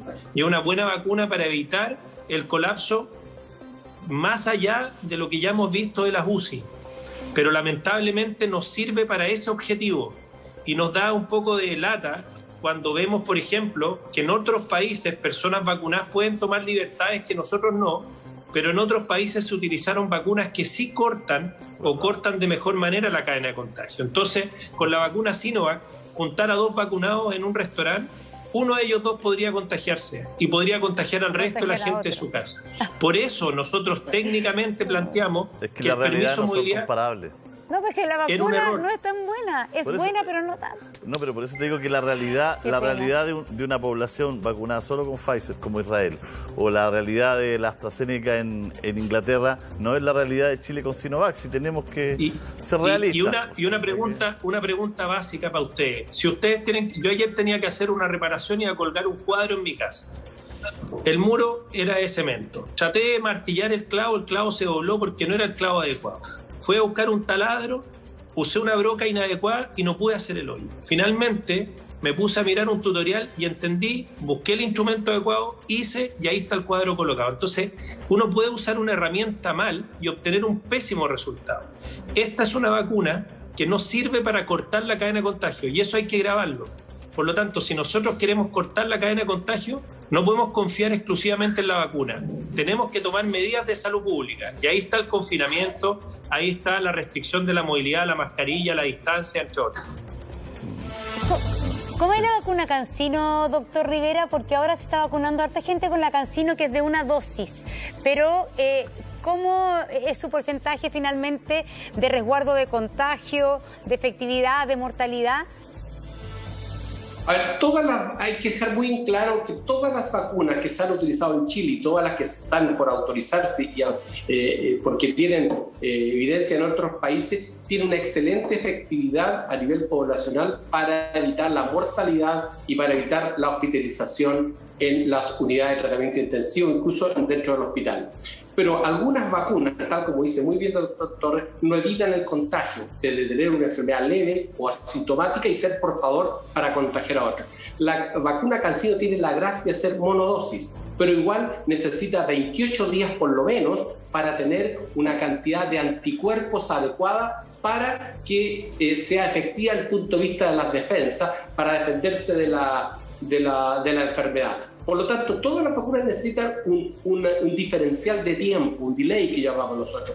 Por lo tanto, todas las vacunas no son instantáneas. Entonces, confiar solamente en la vacunación no es la idea. La idea es confiar en la vacunación para hacer todo lo que dijo el doctor Torres, todo lo otro. Por lo tanto, nosotros si no vacunamos con vacunas Pfizer, y muy bien que lo hicimos con cualquiera que tengamos, ¿no es cierto? Porque nuestra idea era bajar las muertes, bajar las hospitalizaciones, tenemos que tomar las precauciones para ese tipo de vacuna. Y eso se llama esperar que hagan efecto. Y segundo, ¿cuánto nos protege el contagio? 60%, 50% la Sinovac. ¿Cuánto nos protege la hospitalización y la muerte? Casi igual que la Pfizer, 80 y tanto, no es cerca del 86%. Pero esa diferencia, el contagio, es la que tenemos que pensar para tomar las precauciones. ¿Cuáles son las precauciones? Evitar la desconfinación total con gente que no está vacunada, mezclándola unas con otras. ¿Y cuánto nos defiende del contagio de la CanSino? Los valores exactos no me los sé, Pero ¿es parecida a la Sinovac o es mejor que la Sinovac? Es bien alto. No, es que cada población es diferente. Nosotros tenemos que hacer estudios aquí en Chile porque no son lo mismo. Nosotros vimos algunos trabajos, ¿no es cierto? Por ejemplo, con las vacunas externas que tenían una excelente evaluación, pero desde el punto de vista de la población, desde el punto de vista de nuestro país, la Universidad Católica demostró cosas un poquito diferentes. Por lo tanto, tienen buenas expectativas, son buenas vacunas para evitar muerte y hospitalización, pero tenemos que ver cuánto de ello nos ofrece desde el punto de vista del contagio con población similar a la chilena, que no es lo mismo que estar en Inglaterra o en India o en cualquier otra parte. Eso es absolutamente diferente.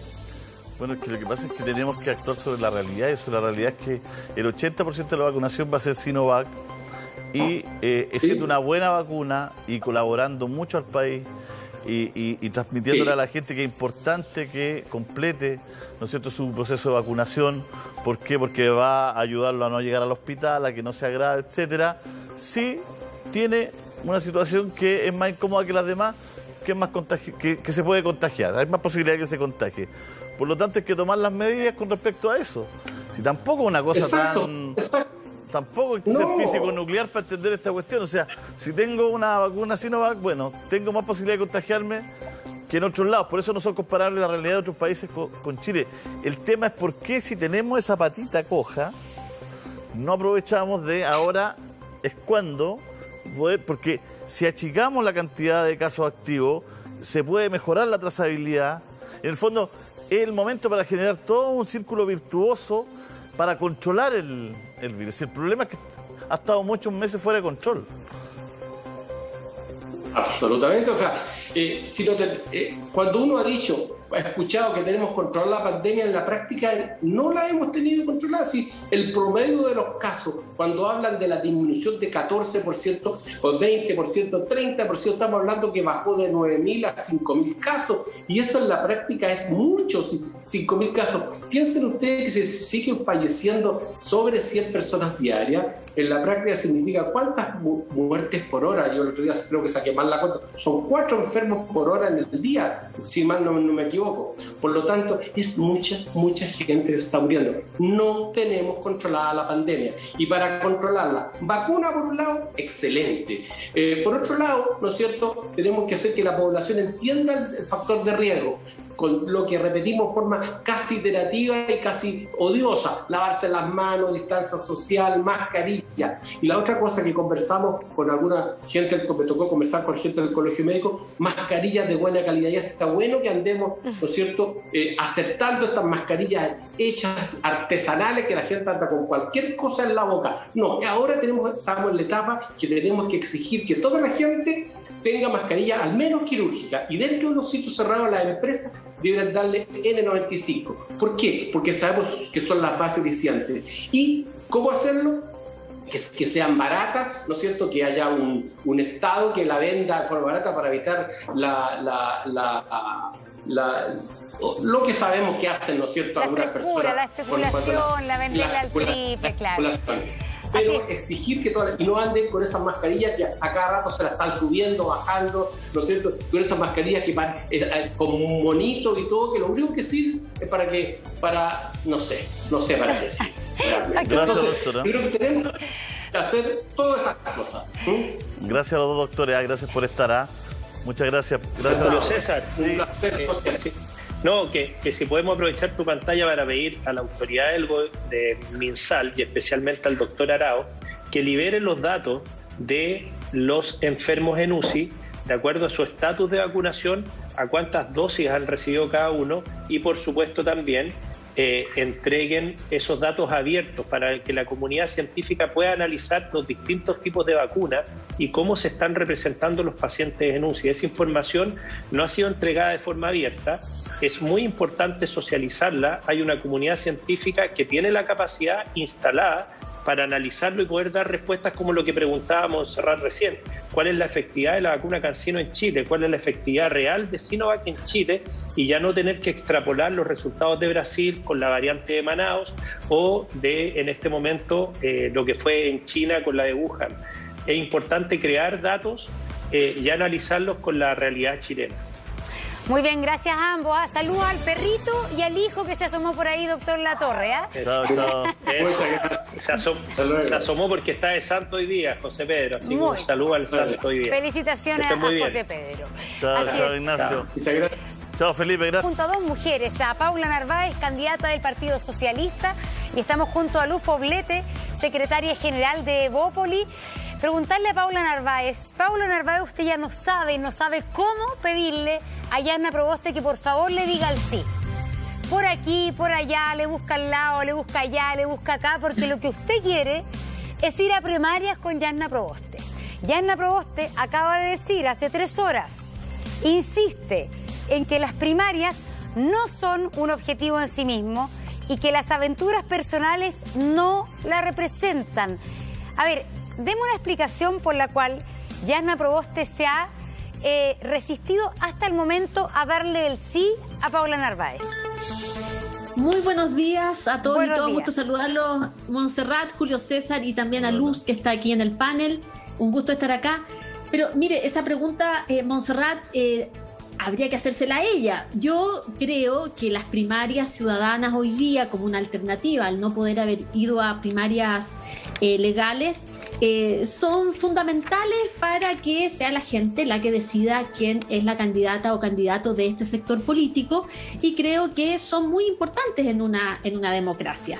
Y ahora, también dicho eso, la Democracia Cristiana señaló que el día 5 de julio arribaría a una definición en este sentido, que a poquito para eso. No tengo la suficiente paciencia como para esperar hasta esa fecha de definiciones. Esperemos que ahí la DC arribe a una respuesta en tanto defina la candidatura presidencial. Sí, pero ¿por qué usted insiste tanto en que ella se pronuncie y no sigue adelante con su propia campaña, Paula? No, yo estoy completamente adelante en mi propia campaña, Montserrat, desde todos los días. Yo no estoy paralizada mientras la Democracia Cristiana define. Yo ya hice una invitación fraterna, la dejé puesta sobre la mesa y he seguido adelante con mis cosas. Tanto es así que mañana a las 10 de la mañana, desde la comuna de Renca, lanzamos nuestro programa, un programa, bases programáticas. En realidad no es un programa acabado, pero son bases programáticas para discutir y conversar con el país. Y esta campaña ya he estado en terreno, he estado visitando juntas de vecinos, distintos barrios, etcétera.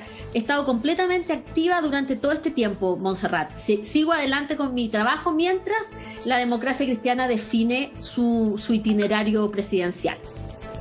Fíjese que, ¿cómo lo ve usted, Paula? Ya que están en esta situación tan importante, no ya de lanzar su programa y definitiva. Fíjese que ayer leí una declaración pública de la Lista del Pueblo, donde ellos le piden a la élite de que replique, ¿no es cierto?, la fórmula con la que se hizo la constituyente, para que así más ciudadanos independientes puedan llegar al Parlamento. ¿Usted está de acuerdo o en contra de eso? Mire, yo creo que efectivamente hoy día el sistema de partidos, Julio César, está en una crisis profunda, yo diría casi terminal, y que si los partidos políticos no se toman en serio esta crisis, la situación es muy delicada para la democracia. Sigo creyendo en una democracia representativa, sigo creyendo en la necesidad de que los partidos políticos existan, pero no como están. Y tiene que haber una profunda reforma. Si no, lo que va a haber es cada vez una presión más, muy legítima por lo demás, a que el mundo independiente esté representado en estos espacios. Pero, y si bien es cierto, yo creo en la relevancia del mundo independiente, sigo creyendo en que necesitamos instituciones en una democracia. Y sigo creyendo en esa capacidad de intermediación que deben tener los partidos políticos. Lo que pasa es que hoy día los partidos políticos no están cumpliendo su pega, que es la de intermediación justamente entre el sentir ciudadano y el Estado. Y es porque se han transformado, y lo digo muy críticamente, y si usted quiere muy autocríticamente, aun cuando yo no he formado parte nunca de una cúpula partidaria, ni menos de máquinas internas de partido, no es mi cultura ni mi tradición política, pero los partidos hoy día están desprestigiados no porque sí, sino que porque se han transformado en unas máquinas más bien de conteo de votos y de administración del poder, más que en proyectos políticos. Entonces hoy día están en la peor posición para tomar, con capacidad de negociación, por decirlo así, iniciativas de esta envergadura, que son muy legítimas por el deterioro de los partidos políticos, que es profundo y terminal, insisto. Yo creo que hay que debatir esto en el Congreso, hay proyectos de ley que están presentados, pero lo que no puede pasar aquí es lo que pasa a nivel sindical, por dar un ejemplo, ¿no es cierto?, que se levantan los grupos negociadores, se le ponen una serie de ventajas al grupo negociador y con eso se termina rompiendo el sindicato. Por muy crítica que yo pueda hacer de lo que pueda ocurrir en la organización sindical, sigo creyendo que la organización sindical es fundamental en una democracia. Estoy haciendo un paralelo, Julio César. Pero la pregunta es sencilla, si es sí o no. Es que no, pues, el Estado del pueblo... Una realidad compleja... No, sí, no, pero, Julio César, pero déjeme formular. Está haciendo una propuesta varios grupos independientes donde dicen que ojalá se pudiera replicar, ¿no es cierto?, lo mismo que ocurrió con la constituyente en la próxima parlamentaria. Paridad de género, pueblo originario, etcétera, ¿no es cierto? Y en las mismas condiciones. Mi pregunta es, ¿usted cree que eso se puede lograr? ¿Está de acuerdo con eso o no? Paridad de género, 100% sí. En todo. Debiera haber paridad de género en todos los espacios de decisión del país. Eso completo y totalmente. Escaños reservados para los pueblos originarios, absolutamente también. Incorporación de los independientes, también. Lo que pasa es que la fórmula de incorporación de los independientes al tratarse de procesos electorales distintos, la Convención Constituyente tiene una naturaleza, un Congreso tiene otra naturaleza, creo que hay que revisarla y creo que hay que discutirla. Yo estoy por más independientes, por supuesto que sí, pero no estoy por más debilitamiento aún del sistema de partidos.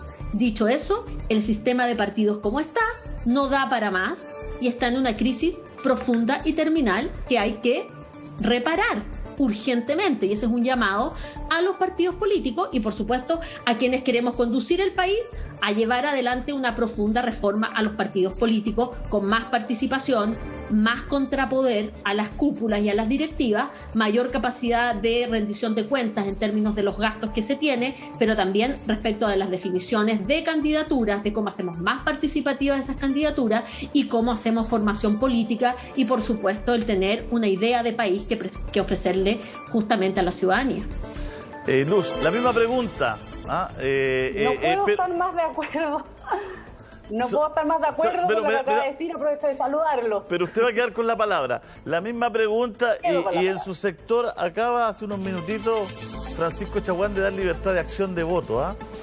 Dijo hasta hace poco que RN iba a apoyar a Desbordes, pero al parecer algo pasó y hasta hace unos minutos acaba una declaración de que RN queda en libertad de acción para apoyar o no a su candidato. 12:20, vamos y volvemos de inmediato con estas notas. Estábamos junto a Luz Poblete, a Paula Narváez, estábamos planteando el tema respecto a la petición de algunos independientes que llegaron a la Convención Constituyente para que se replique la fórmula que se implementó para la Convención Constituyente para la participación de independientes. Paula Narváez estaba de acuerdo con la paridad de género, la integración de pueblos originarios, pero parece ser que el tema clave aquí es las listas, que dejen a los independientes constituir listas, que eso fue lo que permitió que independientes llegaran a la Convención Constituyente, porque compitieron en igualdad de oportunidades con los partidos políticos. Luz, adelante. Bueno, Monse, efectivamente, lo comentaba, aprovecho de saludarlo, a la Monse, a Julio César, a Paula. Gracias, Luz. Que estoy de acuerdo en dos grandes temas que tocó Paula. Primero, que tenemos que todos los partidos políticos asumir la tremenda crisis institucional en la cual nos encontramos, que no solamente atañe a los partidos, sino que también al mismo Congreso, y que ha dado cuenta de esta trizadura que hay, de esta desconexión, de esta escisión que hay entre el mundo político y el mundo social, que debiera haber estado siempre conectado, ¿no? Aquí lo que ha fallado es el modelo político, el sistema político, y eso ha dado cuenta de la tremenda transformación la cual estamos viviendo como sociedad, como país, y eso también tiene que llegarnos directamente a una reflexión profunda y a una transformación profunda de los partidos políticos. Te hablo yo desde una vereda en la cual, dándome cuenta como un ciudadano común y corriente, y hace pocos años, al formar Evolución Política como un partido en democracia, como un partido nuevo, que un poco venía a oxigenar y a tratar de plantear un estilo distinto de hacer política. Cuando venimos del mundo independiente, yo no tengo un historial político, pero sí tengo un historial social, como cualquier ciudadano, de querer transformar las cosas, transformarlas desde dentro. Y creo que ese es el desafío que tenemos los partidos políticos, de volver a convocar con proyectos de país conectados a las necesidades y a los dolores de la ciudadanía, como también conectado a las esperanzas y a las ilusiones y a este como gran ola real de transformación. Entonces creo que esa transformación tiene que partir por el modelo político. Creo que hay un proceso constitucional que tenemos que dejar que fluya, que funcione. Ahí muchas cosas van a cambiar probablemente. No vamos a conocer al sistema político como lo conocemos actualmente, tanto desde la gobernanza, ¿verdad?, hasta los sistemas de elección. Estamos volviendo a repensar el tema del voto voluntario, volverlo obligatorio, y así como en otras cosas. Disculpe la pregunta. También el sistema de elección, perdón. ¿Pero esta crisis de representatividad se soluciona de aquí a noviembre? Porque en esto están de acuerdo, las dos están de acuerdo en que hay que ponerle, ¿no es cierto?, energía a los partidos, hay que mostrar un cambio, hay que generar confianza, pero de aquí a noviembre esta crisis de representatividad se va, ¿usted cree, a manifestar en la realidad? Yo creo que sí en hartas cosas. Creo que nosotros hay que fortalecer mayormente la democracia. Yo sigo creyendo en la democracia representativa, pero creo que hay grandes brechas respecto a la participación ciudadana que podamos dar. No puede ser que solo exista a través del voto, sino que tenemos que hacerlo desde otras maneras. Nosotros lo que hicimos a propósito de la constituyente era que en nuestras listas hubiese más mujeres y más independientes para poder darles espacio. Yo también estoy de acuerdo con Paula que la naturaleza de una convención constitucional, a propósito de la redacción de una nueva constitución, debía ser, y teníamos que cumplir con ese deber, ¿verdad?, como políticos, de abrirle la puerta a los pueblos originarios, a la paridad de género y por supuesto también a los independientes. Y creo que eso se cumplió y hoy día nos permite que ninguno tenga el tercio y que efectivamente ninguno tenga la mayoría, lo cual mi esperanza de eso en la convención, que va a ser diversa, que va a ser una conversación y un diálogo abierto, que va a tener distintos acuerdos dependiendo del tema, y espero que así se dé, en una conversación que estén todos por fortalecer la democracia y obviamente esa institución en sí, y tener una nueva constitución que nos representa a todos. Así como dices tú, no va a cambiar de aquí a noviembre, pero tampoco va a cambiar por el hecho de forzar a la naturaleza del Congreso una lista de independientes. Yo creo que los partidos tenemos que darle el espacio a las mujeres, si es que no pudiese también mejorar el tema o sacar una ley, porque ya tenemos una ley de cuotas, pero no tenemos la... No estaría de acuerdo con replicar la instancia de la constituyente en la nueva parlamentaria. No estaría de acuerdo en términos, yo creo que nosotros tenemos que darle espacio a los partidos, a los independientes, y seguir trabajando por darle espacio. Mira, el tema de la paridad de género, yo estoy de acuerdo con Paula, creo que como mujer tenemos que dar ese espacio, ha sido un avance, y también en nuestras listas los pueblos originarios. Creo que hay cosas que podemos tomar en cuenta a propósito de replicar, pero creo que son naturalezas distintas. El Congreso es político por definición, entonces nosotros tenemos que darle el espacio a quienes quieran trabajar en eso para que sea un Congreso representativo. En el fondo están de acuerdo las dos de que es otro... De que no. De que no, básicamente de que no. Lo que pasa es que acá, sabe que... un segundito, no significa no hacer nada. Sí, lo que pasa es que acá hay un problema que para la ciudadanía hoy día la crítica a los partidos políticos es tan profunda que mucha de la ciudadanía no le encuentra sentido a la existencia de los partidos políticos. Con este fortalecimiento de los independientes, mucha de la gente siente que los partidos políticos no son vitales para la democracia. Y la verdad es que desde los partidos políticos nos dicen sí son vitales para la democracia porque es la única manera de organizar finalmente, por ejemplo, un trabajo legislativo en el Congreso. ¿Cómo hacer para que la población se convenza que efectivamente un sistema de partidos políticos es el sistema adecuado para el ejercicio de una democracia donde hay un Congreso? Porque en este minuto la gente, si uno va preguntando en la calle, dice no, los partidos políticos no sirven para nada, chao con los partidos. Y eso es peligroso para la democracia, pero también es un callejón sin salida para los propios partidos políticos. Lo que pasa, Monse, es que usted hace una pregunta que es del sentido, o sea, de la esencia de por qué tenemos una democracia como sistema y que si tiene sus imperfecciones, como se dice, ¿no es cierto?, sigue siendo la manera de organizarse en sociedad que mejor ha funcionado en el mundo. Entonces puede tener imperfecciones, por supuesto, pero todos queremos seguir viviendo en una democracia.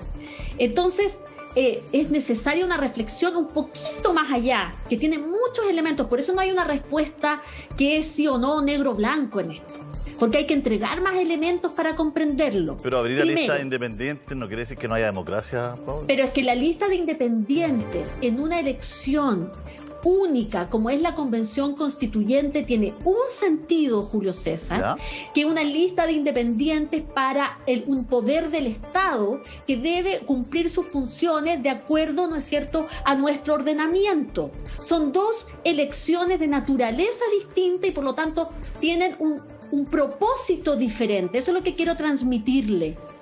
Y con esto quiero decir, yo estoy casi segura que ustedes van a estar de acuerdo conmigo en el siguiente sentido.